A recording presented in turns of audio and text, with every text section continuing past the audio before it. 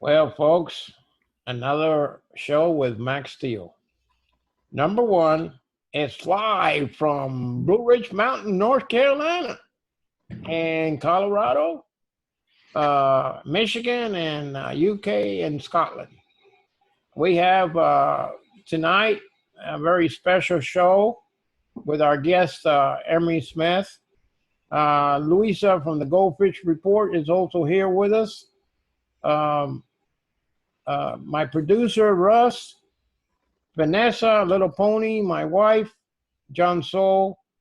I guess I said Russ too. And the no professional radio host, Max. And you know why I'm saying it? Okay. Anyway, I want to thank everyone here on the Max Steele Show. Well, I gotta do something here real quick. Oh yeah, I'm doing it in the wrong place, like always. Max making mistakes already at the beginning of the show. Okay. All right. Now, our guest tonight is Emery Smith, and I want to welcome Emery. Listen, Emery, I'm having a little problem with my throat because they try to hurt me at not the hospital hurting me, but the people that are after us. So yeah, of course. Well, you don't have to worry, Max. I got enough voice to speak for all of us. Good, my friend. I'm so glad you're here, Emery. I mean, you mean a lot to me. I admire you so highly. I always have, and you know, like you are, you are an American hero, like many of us. And I want to thank you for your service to this country of the United States, and because you are a true hero in what you're doing. You're risking your life every day like you normally do. I do the same thing too. I've been my life has been threatened, and actually, they tried to kill me 3 times already. This is my third, just like you. I don't want to make it a fourth, but I'll tell you one thing. The next time that the cabal comes after me, I hope you have bigger cojones to try to take me out, because I'm gonna chop you up into a spaghetti. Okay, don't try it, because you guys do it behind the back. You don't face us. You do not face us. They can't. You know, they're all cheaters. They're all backstabbers. They're not going to do it the easy way, and they won't face anyone face to face. They'll, take you out from the side. That's right. What do you want to talk about? Whatever you want to do, whatever you want to talk about. We do have a chat room here, so you'll see some questions popping up. Whatever.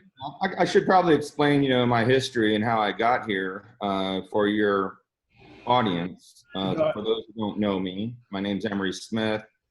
I was active duty in the United States Air Force for 4.5 years. Reserve for 2 years, inactive another 2 years. So around 7 years, I was dealing with the military. When I went into the military, I was a surgical technician and surgical first assist and EMT. And after a year of service, they asked me to do some moonlighting work for them and some compartmentalized projects at Sandia National Laboratories and Los Alamos National Laboratories, which is, by the way, just a front for major organizations that rent out facilities below in the underground base there. When I signed up for this the first time, I actually thought I was just going to be doing organ harvesting for fallen GIs, but that definitely was not the case. And after my first 6 months, in the compartmentalized projects there in the underground facilities, I was dissecting and labeling and taking DNA samples of tissue from unearthed origin, what they told me, and I was not allowed to ask what these tissues were, where they came from, and I kept my mouth shut, and that went on for another 3 or 4 years. So every 3 months, as long as you keep your mouth shut, you get a higher security clearance. And after about a year, I moved on from just regular tissue sampling to seeing body parts and full bodies and torsos and heads and whatnot.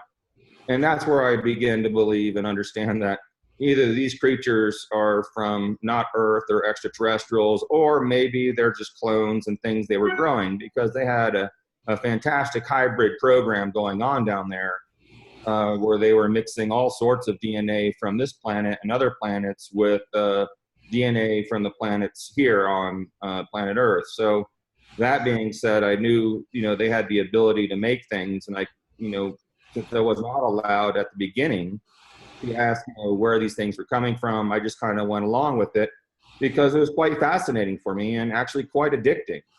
So after serving my 8 hours of during the day, active duty, from 5 a.m. to around 2 p.m. in the evenings, from 4 to midnight, I was, doing these classified underground, going to these classified underground facilities. Okay, go ahead and continue. I have a question, if you don't mind. Yeah, let me introduce Louisa here from the GoldFish Report. And hi, Emery. I'm Nicole. I'm Max's wife. And we have with us Louisa from the GoldFish Report, and she is an excellent interviewer. So she has tons of questions, and we both have medical backgrounds as well. So let's get into it, Louisa. Thanks, Nicole, and nice to meet you, Emery. Is my audio okay? Yeah, sounds good. Thank you. Yeah, nice to meet you as well. Yeah, thank you. Yeah, I'm just wondering, is this part of the USEP doc programs at the USAF? Okay, and you know what I'm talking about, yes. Yes, yeah. No, these programs have nothing to do with the U.S. Air Force. Just so you know, it has nothing to do with the military government actually protects these facilities. They're the security agencies for the 300 major corporations that run these illegal activities underground. And it's not just biologics, they're doing anti-gravitic stuff. They're trying to reverse engineer a lot of ET devices and craft and DNA. So all these things are going on within 200 floors down deep into the rock here on many floors. And each floor actually is rented out by different corporations. So the people on top, since, Sandia Labs is actually on Kirtland Air Force Base. They have their own base within a base. It's the military's kind of job that they get hired out to protect these facilities. So most military people don't know what's going on down there because they're just securing the area. And that also goes for collecting debris and craft and extraterrestrials. It's not like they're allowed to know really what's going on. Not to say that the military is not involved with certain classified projects, but most of the clandestine projects are actually operated by corporations. Okay, is there also, are we talking about Dulce? Oh, absolutely. I mean, Dulce, the maglev tube train system that I'm familiar with, that I've been on, goes from Area 51 to White Sands missile range in Albuquerque, New Mexico. From there, it goes to Mountain Air. There's another facility there. And then from there, it goes to Kirtland, from Kirtland to Los Alamos to Dulce, Dulce to Crestone, Crestone to Colorado Springs to Denver, and then I've never been beyond that, but it does go forever after that. Now, the individuals that you were autopsying, was this from a crash? And if it was, what was the date of the crash? Yeah, I have no idea that's something I'm not privy to and I'm not allowed to know because it's so compartmentalized. You're dissecting on these tissues and taking samples and running tests and whatnot. My job was to come in, take the samples, box them up in a special protocol and then send them out. And I'm not allowed to ask where the tissue came from or anything like that. Later on, after about 2 years, I was asked to go take some sampling from a craft because of the extraterrestrial DNA was associated with the craft, which is associated with his devices. So it actually activates only through genetic DNA. So we had to, then I was able to go to other projects, examining craft, taking samples from craft, because a lot of the craft were actually organic material that they'd grown in outer space with the DNA of the person. It's kind of like having a pet that you made from yourself. Okay, so how much, you had mentioned that these programs create hybrids.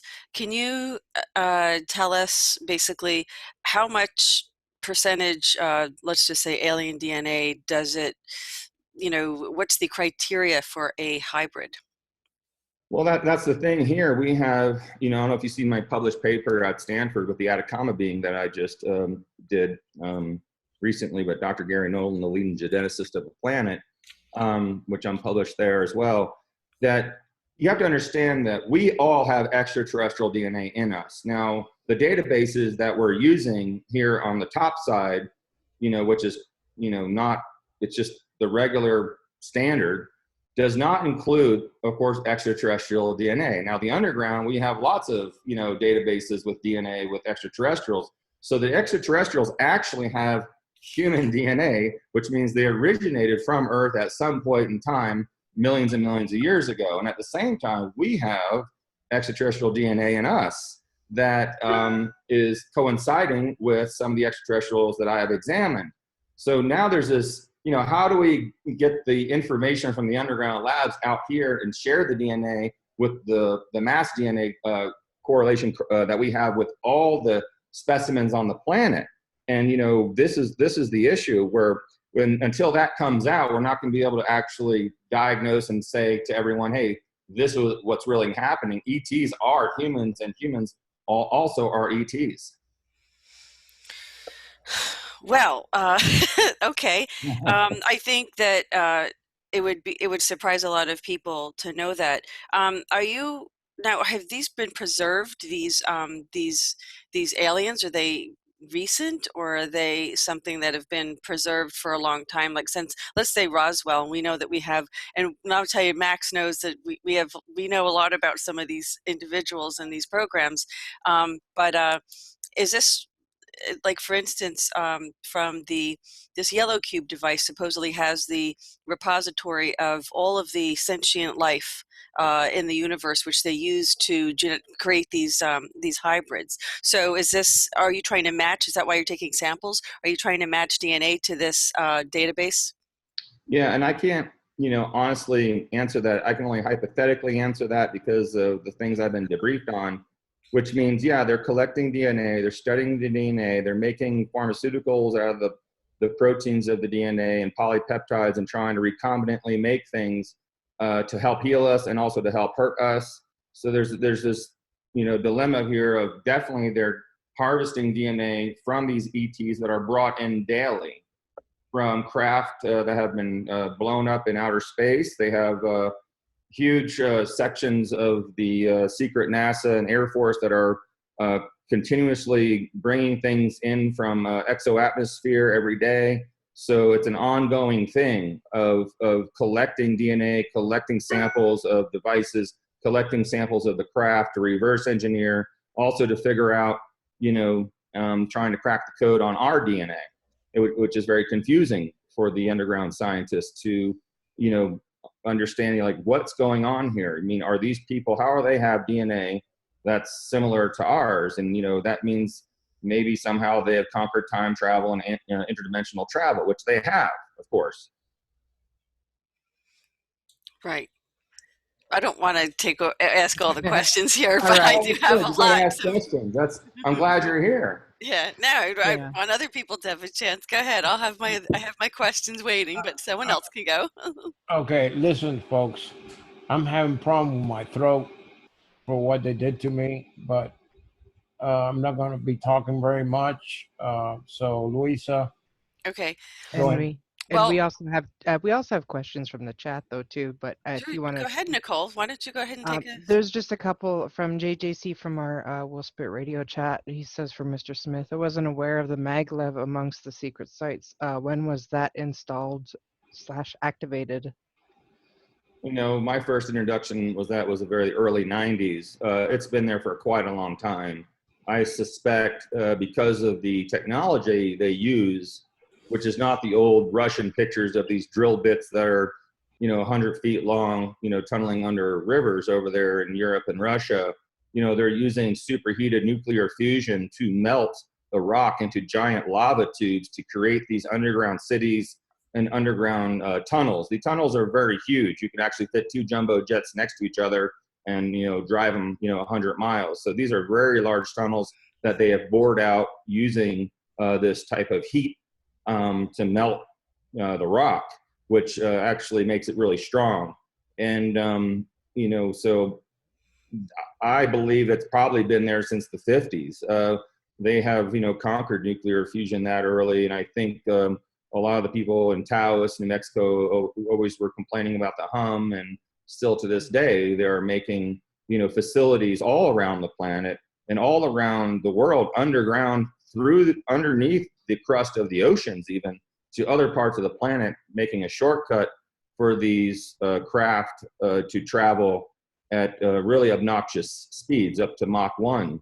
So the stuff I was involved with was more of a smaller maglev tube that only traveled around 750 miles an hour. It had its own gravitational field, so you wouldn't even feel it. And you could get pretty much anywhere pretty quick, even though you didn't know where you were going to work that day. You might be, I might have went in Albuquerque, but I don't know where I ended up until later on when I realized the color codes of the lights, which I was taught about the different areas of Dulce and Los Alamos and Crestone and Mountain Air and all these other places. Emery, did you ever work with Dan Burrish? And do you know much about the J-Rod project? And did you personally work with the J-Rod? No, I did not. So do you know Dan or you don't know Dan? I do not know Dan. Okay, but you know who he is, though, I presume. I'm aware of a little bit about the J-Rod program, yeah. I mean, I wasn't part of that at all. I was more in biologics and sampling of craft and extraterrestrial bodies. What kind of protection did you have to use? I mean, who knew what was coming in, right? So you'd have to, it was almost like a MASH unit, sounds like, this war, this low Earth orbit, battle going on, and, who knows what you're going to be bringing in. So how did you have to protect yourself? Well, before you go into these vacuum pressurized operating rooms, you suit up in a special suit. It's very skin tight. It has its own atmosphere, its own humidity, its own AC. You can dial it in whatever you want. It has you're in your own self-contained, think of an astronaut suit that's really compact with really ambidextrous I'll say orthopedic surgeon gloves that are connected to this.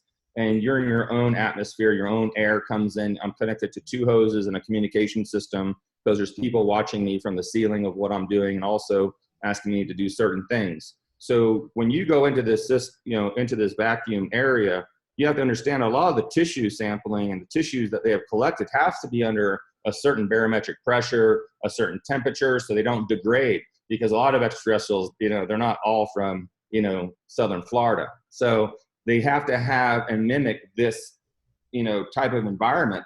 So it's your own ecosystem when you get in there and they pressurize it and the tissue or the body comes out and then you start to operate on it and take samples and whatnot. And it's a very specific, a surgically clean procedure. After that, you do go out and go through a little decontamination area, and you have 2 people that help you with the suit to get it on and off, and then you go to your next operating room. One of my favorite scenes in Star Wars was when they walked into the bar and all these aliens were playing the musical instruments and dancing, and that's got to be the best thing. And what it reminds me of. I should go get my lightsaber. I have like the coolest lightsaber. It looks just like Luke Skywalker's. It's really cool. But slow down, Turbo. We don't want to hurt anyone. Yeah, but okay? So, are you familiar with the theory that these different aliens and different life forms, including humans, we evolved the way we did because of the chemistry, the composition on this planet, the atmosphere, gravity, and I suppose also our proximity to the sun, but particularly chemistry. And so just as a result of our unique chemistry, carbon-based chemistry, we look like we do. But other ones, like in the bar, they look, it was funny in the movie because, Han Solo walks in like it's no big deal. And he's used to looking at all these other different beings like it's normal, and they're really not from there, but it's okay. They can come there and hang out. So is there a basis for that in science, that there's these entities look different because of their own unique chemistry on their planets? Is there any truth to that? Well, absolutely. I mean, all the movies that come out that show all the different types of extraterrestrials out there, they're kind of cutting it short because, you have an unlimited amount of races, unlimited. So that being said, it's like an American ambassador going to the United Nations and looking at everybody and going, oh, wow, that guy's a different color and that guy has different ear shape and eye shape. It's no different than that. That's why Han Solo was like not fazed by it, because he already was conscious enough to know in the movie, well, my gosh, this is just how the universe is. And we will be thinking that way very soon as well. So that being said, imagine every species on this planet, whether it's an insect or a plant or a marsupial or a mammal or whatnot, a reptilian, a reptile, over 1 billion years going into the 5-star pattern, which is very accurate, by the way, in all the movies, of a head, 2 arms, and 2 legs. So imagine everything evolving into that, whether it's a praying mantis or a frog or a manatee or a whale or a dolphin. And this is what you have. You have the universe has been here forever. We're the newbies. We think we're the newbies. We are kind of the newbies. And we're going to be there too, because with time and everything, it really doesn't exist. So we were seated here. We did have some help evolving, and that's why there's a big gap going from Cro-Magnon to, where we're at today. And it's because of this evolvement, this rapid evolvement of genetic DNA from stardust and from the universe and from the sun, and also with the help of extraterrestrials. Okay, but what you said was it was Han Solo, he was conscious of all this, but that's the key, it's consciousness, isn't it? I mean, at some point, our consciousness is going to be the same way, where we're going to just be like, oh yeah, that's just some dude from another planet or whatever. Well, as you see, we're getting a little bit more civilized. If you look from medieval times to now, at least we stopped burning people at the crosses. And, 10 years, 20 years, 30 years from now, we're going to say, wow, we stopped chopping each other's heads off, utilizing 13-year-olds in the desert. So you have to understand, we're not at that level of consciousness yet to go amongst the stars. So we need to upregulate the consciousness and teach the world that, we can't have ego. We can't judge someone because they're cross-eyed. We can't judge this extraterrestrial because he's slobbering all over my shoes right now. It's just the way they are. And this is the big problem we have. We can't even accept our own race, gender right now in America. So how the heck are we going to accept an extraterrestrial civilization coming in? Okay, I hate to get political, but I'm going to. This was engineered, was socially engineered we've been infiltrated through these advanced beings, and Edward Snowden said they were tall whites. So it's not fair. I think it's really unfair to say that humans are doing this because, sadly, we've been mind controlled. We know a lot about MK Ultra. We know there's a lot of people who are I would say fragile enough to be triggered, or feeble-minded, or not feeble, weak-minded, whatever you want to say. But when they get them young, I mean, look, they're still sacrificing children. I mean, those aren't regular humans. These are people who are hybrids, I think, themselves. So we should talk about the reptilians. We should talk about the Dracos. We do know, I mean, look, we know that Jupiter ascending was major disclosure. We know that Avatar was major disclosure. They all are. There's always elements of truth in all of them. So I'm really for humanity, and I'm really going to be kind of very defensive for humanity, because I think if we were left to our own devices, we wouldn't be warring. We love people. We're lovers. We're not people. We're not haters. No, It's mind control, socially engineered. So I'm sorry. I'm just taking, it's like it's really a political issue, but it is social engineering through these archons or these Dracos, or that came down through the Khazarians, through the Jesuits, who are controlling the world and destroying it. And that's why Donald Trump is really our hope right now. And Q, we have to follow Q. Don't forget about Q. Sorry, go ahead, Emery. Yeah, well, take a deep breath. Basically, we are, we do have our own choice, though. I mean, we can be mind controlled. The thing is, you're correct. We are programmed at an early age. And since there's so many differences in all the countries and religions, it's the upbringing of the children between the ages of 1 and 8 that, they get that set in their mind that, I hate Republicans, or I hate Democrats, or I hate Christians, or I hate Muslims. And this is the problem, is we have to get the new generation to understand that You can't, they have to have their own choice when they come up, and we should teach them now to be neutral and to let them make a decision and not guide any type of egotistical or programming to them, even though that's your belief system, for 100 years through your family. And once we break that, then you're less likely to be controlled and manipulated by the masses. And this is happening today with all the new star seeds coming in. The children are so brilliant, they're playing pianos at 3, they're singing at 4, and they're so creative and beautiful. And they're not going to fall for this because they're upregulated DNA. And the amazing thing about the human body and the human genetic structure is, we're so resilient to bacteria, viruses, and cancers and all this stuff that every lineage, every, few hundred years or decades, they're upregulated to even get stronger. The extraterrestrials believe we're the superstars of the universe. When we look at them and say, wow, they're so amazing because they have a spaceship, because they don't have to go through what we had to go through. Their lineage had to go through what we had to go through, and they were once us. So they're very compassionate about that. Oh, we're super. We are super because we have a metagene, don't we? You want to tell us about the metagene? Well, explain, like what? Well, the ability to manifest. Well, it's all about belief. And, you have this secret ability. It's a superpower that every human has. I mean, we can do amazing things. We can fly. It's just, we're not activated yet or taught how to do that. And we might need some special minerals to do that. But the fact is, and this has been proven 100 times, I just got back from Disclosure Fest, did a meditation with 15,000 people.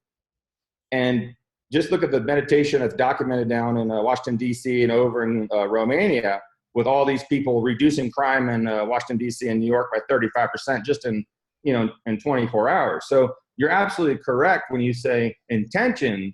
When you want something so bad, whether you're meditating or praying to your God or whatever, you are so powerful. Just one person can change the planet. Just one. And if you get 2, better watch it. You get 100 or 1,000, whole universe changes. You affect people on other planets because of the attention of love and peace. Mm-hmm. It is one of the strongest energies that is in the universe that all beings believe in.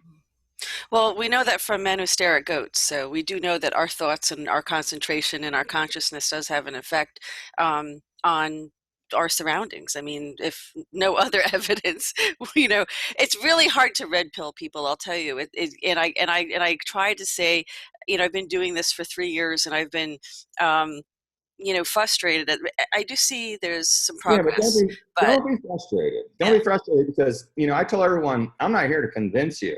I'm not here to tell you my story, what I've been through. Right. You don't have to believe me or not. You don't have to follow me on Facebook if you want. But 10 million people later, it's like, well, someone's listening. And of course, there's always going to be those haters and they don't believe in this and that. And hey, that's okay. The earth is flat. It's okay. Earth is round. I don't care. I was on 33 billion people the other day on a XM shade station.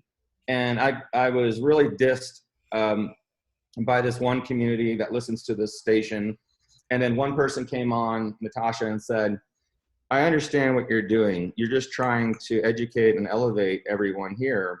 And, they started arguing with me about, if the earth's flat or this. And I said, the earth could be square, but it still doesn't give us the right to treat each other the way we're doing now. It's not fair for the government to hide these amazing sustainable energies and all these devices to cure cancer. I said, we can play war all you want here on the radio. I said, but that's not what this is about. It's about working together, looking at everyone's differences and accepting the difference. You believe in flat earth? You're fine. That doesn't affect me. Let's work together and say this community over here has no water. How about that? So that's the mentality. It's unfortunate that there's a huge percentage that I understand you're going up against, and your friends and family and other people, I can see it in you, that you have this passion for it. But hey, you're on the train right now going to Ascension. Trust me, people are going to jump on the caboose with you. So don't worry about that right now, because it's going to happen. And just us talking about it in the ether, in the morphogenic field, right, empowers, right? It empowers us, it empowers the people listening, and it empowers the people not listening. And this is happening on all planets all around us right now. Thank you for that. Nicole, how about you jump in? Is there questions in the chat? We do have a couple questions coming in from the chat I'd like to get through here, if that's okay. 1 second. All right. Louisa, you're awesome, by the way. I just wanted to say that. Well, it would be lovely. Thank you. And You I could just go love on you, and Nicole. on. I just love you. And, it would be great to have our mutual friend join us sometime on this conversation, too. Yeah, for sure. All right, Emery from Scottish Sovereign asks, will the guest give his opinion on historical Sumerian cuneiform tablets that depict a genetic modification of our DNA? Well, I can't quote that on the Sumerian tablets. Specifically, yeah. I know all about the Emerald tablets and all the tablets that are not associated with the Sumerian tablets. All I can say is absolutely, we have been genetically modified many, many times over the course of our existence, and in a positive way.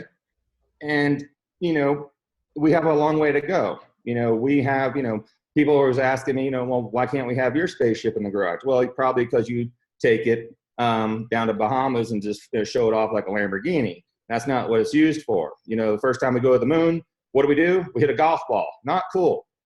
Okay. We don't have the mentality yet to go amongst the stars. Right. We think that it's just like a playground and we're just kind of messing around, but we're not ready for it. We need to grow up a little bit, obviously. A couple questions from our guest here also in the Zoom room, John Soul. Emery, from about what year did you suspect these tissue samples were ET, and how many years or months till you had the whole being laid out in front of you on the table? John Soul? No, I don't answer questions from John Soul. No, I'm just John's my brother. Basically, John, we don't get to know this type of stuff till later on if you are deep within one specific project. So that being said, there's not a timeline because, you have to understand these extraterrestrials are way more advanced than us. They've been around forever. There's no carbon. We don't use carbon dating and things like that. So it's a good question, but it's one I actually can't answer because I wasn't privy to that information about the age or how long they've been around or things like that. What I can say is after being at the Vatican underground and seeing the 5 or 6 civilizations that were here, millions and millions and millions of years before us, that, that shows that, the facts of, the tablets and things they had from way back then, and some of the scripts and technologies they acquired from back then, is 100 million years old. It's hundreds and hundreds of millions of years old. So Earth has been here for a couple billion years, and she's already been through a couple of civilizations, let's just say, and we have to treat her right. And the problem is right now, my goal here is to treat the planet, and then treat the animals, and then treat the humans. Because without the planet,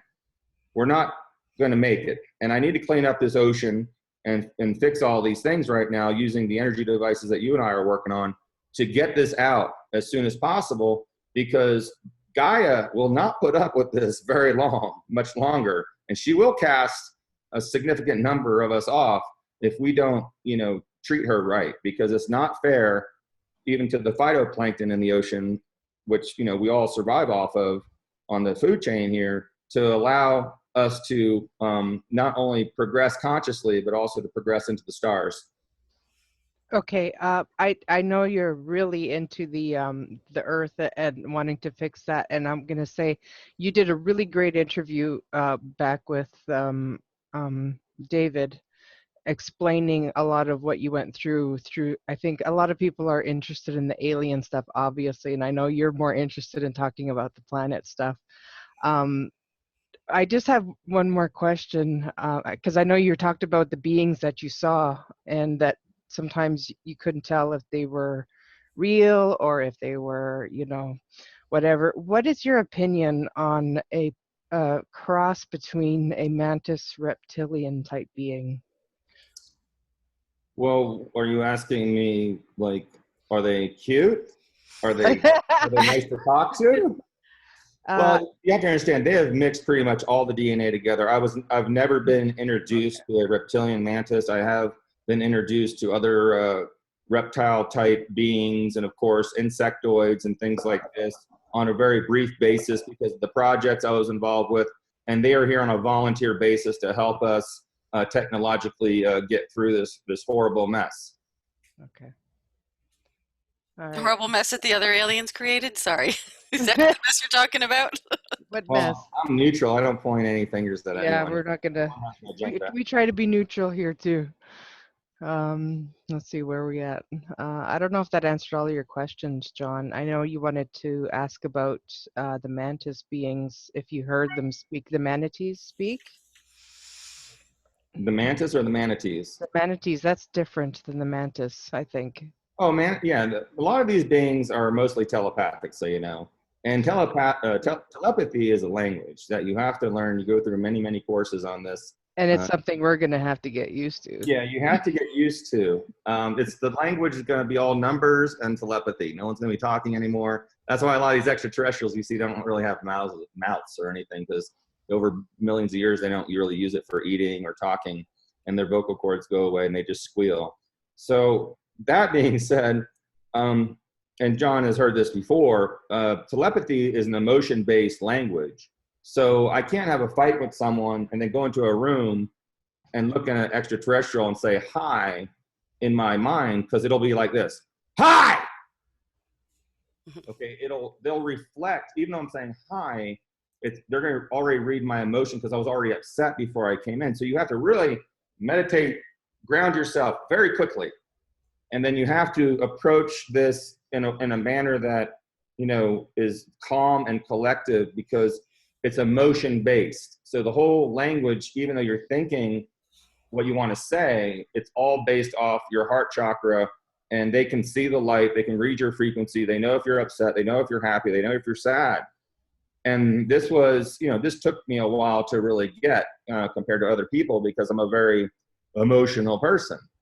And it was really interesting because one of the ETs I'd worked with, another thing is you don't want to think about anything, because when you meet one, they already know everything about you, because you already, you know, you can't lie, you can't hide anything. You're showing yourself for your true self. And that's where I'd like to interject the Buddhist principle where you're able to clear your mind. And I've been working on that for many years now. And I know David likes to joke about having this Zen state of mind. And I've been working on that for quite a long time too. So if you can clear your mind, that's a really good start for the telepathy to come. Yeah, it's the basics of meditation. You know, try to sit down for 5 minutes and not think of anything. I mean, it's one of the hardest things I ever had to do, you know, 25 years ago. And growing up as a child, it was so easy just to go and watch the sunset and not think of anything, because I had nothing going on. I just admired the trees and admired the sunset. But as you get into these, you know, growing up as an adult, you get bombarded with the matrix, you know, working, paying bills, and, you know, what kind of motorcycle am I getting next year, and how am I going to save up for my mom's, you know, surgery and things like this. So you get sidetracked, and then you get stress. And then the stress causes a lot of, you know, health issues. And that's what the government wants. They want you stressed out, you know, because you got to pay your gas, coal, and oil bill. Something caught my eye here. We have so many questions coming in, but one caught my attention. I didn't know about this. Someone from our chat, Dean Tanya, says, I heard you were injected with ET-DNA to be able to work on some ETs so they wouldn't liquefy. Is that true? Yeah, and some of the projects, you have to understand, they have a self-destruct mechanism, kind of like we have white blood cells that attack bacteria and cancer. Well, even after death, which they're really not dead, by the way, unfortunately, if they were in their dimension and in their home planet, they would be able to resuscitate these beings. But since we believe they're non-moving, there's no heartbeat, we think they're dead. Actually, they're still vibrating, still giving frequency and things like that. And as a self-destruct mechanism, if I would go up to this body that's in the state of almost death or death, and my frequency doesn't match this frequency, over an hour or two, it just liquefies. So it's like in nature, an animal playing dead so that it wouldn't get preyed on. Correct. sort of thing, but So what they started more doing, technologically different. so in the early 50s and 60s and 70s, they had problems of coming in, working on beings, and then putting them in the cooler, coming back the next day, and it's just a bunch of plasma liquid. And they couldn't figure out what the heck was going on until some physicists got involved with the biologists. And they're saying, oh, you know, because of the DNA, you know, vibrating at this frequency and da-da-da-da-da. So they started doing these very small inoculations, like 1/10, like a TB shot, a very small 1/10 of a cc in the dermis, right below the dermis, with a recombinant protein that they grew similar to the ET, which allowed a technician and physician to extract organs and work on the being for about 8 to 12 hours. And so the person that just, you know, wrote in, it's absolutely correct. This is what I talked about in a lot of the meetings. That has now changed. We don't have to be inoculated. They actually put a drop of a solution on the back of your hand and cover it with a silicone disc. And that's all that's needed to approach the craft and approach the body. Can you guys still see me? Because I think I Yep. lost. No, you're good. Mhm. Max. Go ahead, Louisa, if you want to Okay. Yeah, continue. I recently came across a very interesting insert. Well, I'm not so sure if it was an insert. I don't know where it was inserted, but it was from Merck. And apparently the Department of Defense has, Merck has a whole division that works for the Department of Defense. And this was it would look like an insert, you know, to a medication or something for the Ketrel virus. So is this the kind of thing, this is referred to alphas and off-world, off-planet individuals who I guess come and go and frequent these areas. Do you know about this Ketrel virus? No, I'm not aware of that or have not been educated on that. I'm sorry. But yes, we are, Merck and a lot of the larger pharmaceutical corporations are definitely involved with all this for the reverse engineering of not only the plants that we bring back through portals, but also through the things that they've collected in space and brought back. You know, it's a huge salvaging unit that's going on, collecting debris and things in space and bringing them back here, including DNA and body parts and whatnot, and finding out why their DNA is so strong. How can we make us stronger? How do we become superhumans? The whole ego thing with the big corporations. And also, how do we create viruses and bacteria to keep everyone at bay so we can, you know, keep you addicted to the pharmaceuticals? And so this is the big problem going on is this, you know, reverse engineering of proteins and peptides and DNA from extraterrestrial life forms and from other places that, you know, a lot of these pharmaceuticals you see today are actually because of extraterrestrial existence. Just and same thing with us with technology, going from horse and buggy to landing on the moon in 100 years. We're not that smart. You know, we had some help. We did do some reverse engineering. ETs did crash some things here purposely so we could, you know, like elevate ourselves. Unfortunately, we're using it for the wrong purposes, you know. Okay, but this leads to another question. I mean, I have so many questions from what you just said, but they would take too long. So let me just go to the fact that we have to have, there's got to be some treaties, because I had heard a report that the reason why, well, that Dulce was closed, first of all, they took it away or they bombed it or whatever. I don't know if that's true, because a treaty that we signed had ended, and this laboratory is supposedly closed. I mean, there's really inhumane things. There's really horrible things going on there. Yeah, Dulce is not the best place to be. It is a horror story down there. I can attest to that. But at the same time, there have been many treaties signed by presidents, you know, and Eisenhower and everyone. And the problem was that they had the greatest intention, the American people and the president and the Senate. But remember what he said, beware of the military-industrial complex before he retired, because they knew that the military-industrial complex is not the military. It's not the government. It's the corporations, because they couldn't trust the government because we're infiltrated by the Germans. We couldn't trust the military because we're infiltrated by Germans and Russians. So let's form corporations and put all the secret stuff in there to make the tanks and the jets and the stealth fighters and the bombs, and then we'll give it, you know, to them. And they got so much power. You know, they had their own force. They had their own, you know, spaceships and electromagnetic devices, scalar weaponry, and all this stuff. You know, read Tom Bearden's book. I mean, Oblivion. So it's like, this is all documented stuff that has been going on, you know, hellaciously for a long time. You know, 500,000 people go missing in the United States every year, but no one talks about it.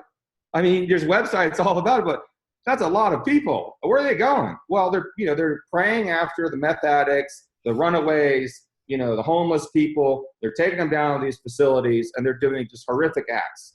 And, you know, it all doesn't need to be that way. Well, in terms of making the superhuman, I mean, we have super soldiers. You know, Max. We know a few, don't we?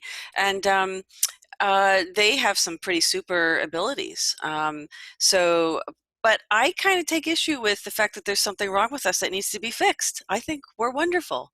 No, there's nothing wrong with us. It's Okay. just we need to be upregulated so we can use all of our abilities. Okay, That's the only gotcha. problem. We have everything we need to fight every disease, every virus, every cancer. I invented the first tabletop stem cell concentrator, the first platelet-rich plasma concentrator as soon as I got out of the military, to show and prove that if you concentrate the healing factors of the body, put it in an area that needs it the most, you'll be just fine. And on top of that, you'll extend your telomeres and anti-age. They didn't like that. You know, I was attacked for that for many, many years, but I was able to patent a bunch of systems, get that, you know, those systems out there to be sold. And I was the only CME accredited clinical practitioner that surgeons had to go through me to do this procedure because it was my invention. And it's all autologous, which means it comes from your own body. So what I'm trying to teach the world is we do have everything we need to do it. It's just the science needs to be brought out so we can teach everyone. Instead of doing surgery, you don't have to do surgery. I eliminated 55% of total knees and total hip replacements in the United States in 10 years because of my system. So what's that tell you? Well, there's other modalities. And even though this year doing CPR is 10 breaths, next year it's going to be 6 breaths, because it's always this change going on. I think it's great, but I also feel that it's something that we could be already there right now, but because of the FDA and the governments and all the corporations slowing everything out. Yeah, I have iPhone 20 right now, but I can't show you because they won't let me because they're on iPhone 6, 7, or 8. And that's the big problem. A lot of us here, we're already there, but we can't just go there. We have to bring everyone with us. So we're only as fast as the slowest person with no legs can hobble over. So we got to pick them up. All of us need to go together. It's about being one. It's about supporting all of us, all the countries, no matter what's going on. We have to learn forgiveness and compassion, and we have to do that in order to get these beautiful technologies out to upregulate ourselves. We're getting smarter. We're getting stronger. We're becoming incredible in you know, the physical capabilities of jumping, you know, and running around. Look at all these parkour kids jumping off buildings and rolling around. And, you know, it's not just the intelligence of creativity of these children, but they're also getting stronger. Physically, they're getting stronger, and mentally. Did you guys have any other questions? Because, you know, I do. So I don't want to I take got you. 10 minutes on the clock, Yeah, guys. Okay. me and Max were just having a little thing here. I don't know if you wanted to mention it, Max. We're having some energies come in from the future. Emery, I want you to know they're coming in, they're listening, and they're sending protection to you because you are in need of it right now. They are communicating with Max and I right now. And it is a very strong positive energy from the future. I just wanted you to know that. Well, thank you. Fantastic. I have all my friends here above my house right now, the whole fleet. Yeah, I could feel them. The more the merrier. We're going to have a big party tonight, I think. You know, I'll tell you, it's so depressing being on an airplane and looking down and watching how slow those cars move. And I'm just sitting in the clouds on the airplane waiting for a UFO to come by. It's like, it's so antiquated, this technology. I think we're ready for it. I think, you know, I think we have to look, you give people the technology, they'll use it. You know, you gave us, we had transistors, we had fiber optics, we used it. We're smart, man. We can engineer anything. We can do anything. Just, you know, the government is the problem. We know this, and the corporations and Well, the bad seeds. it has to be done in a safe way, Louise, because we have everything already. John knows this. We have it all. We have zero-point energy. We have field generators that can protect us from anything. However, reverse engineering that in a bad way, so I can teletransport this bomb to someone's house that I don't like, is not, you know, how do we control the misuse? And that's like, the government doesn't trust us, and they shouldn't, because we're not ready. Because even though, you know, I helped develop a super suit that, you know, allows you to jump 35, you know, feet in the air and 35 miles an hour, and it's bulletproof. Well, what happens if that gets in the wrong hands? You know, it's this whole, you know, Batman and the Goblin guy. You know, it's just like, we really have to respect science and technology. And that's the hardest thing. And we can do it. There's enough smart and intuitive, conscious scientists out there to know how to construct all these devices, besides myself and John, that we can get this out and kind of control it in a way so it does not, you know, it can't be used to do negative things. And that's the problem, is this technology, we're so far advanced already, but to get it out to the layperson, it's a very scary thing.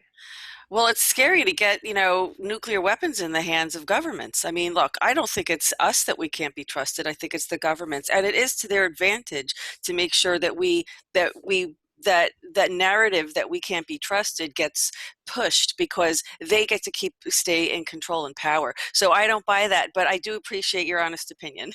Well, I mean, it's already been done. I mean, the Russians just sold their scalar weapon to the Japanese Yakuza, who, you know, wiped out Sumatra, creating a tidal wave to basically bully Japan into giving them, you know, $100 billion. So, you know, this is the problem, is, you know, for the right price, anything can be bought.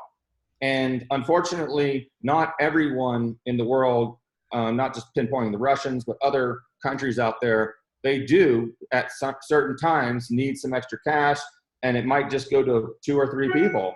And they will sacrifice millions of lives for that to happen. And that's the only reason I say that. That's all documented. Yeah.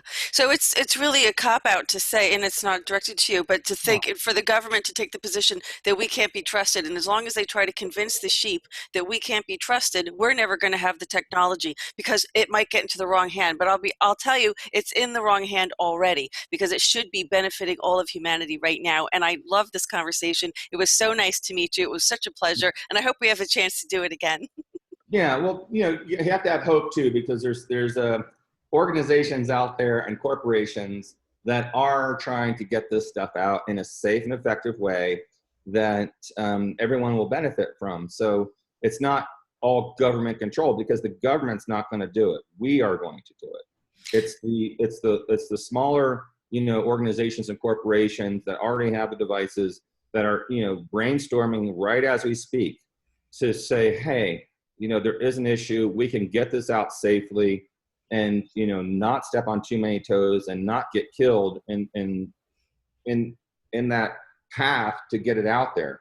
And that's the most important thing, is to do this in a nonviolent way and incorporate the government if they want, incorporate gas, coal, and oil if they want.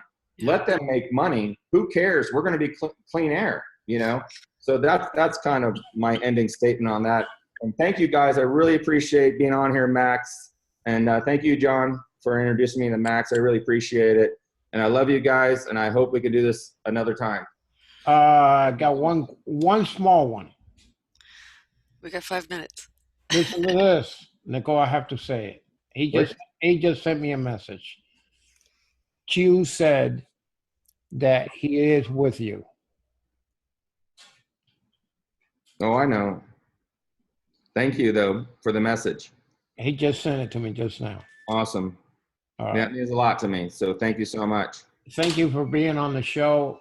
It's been great and an honor. And we'll see you again in the future.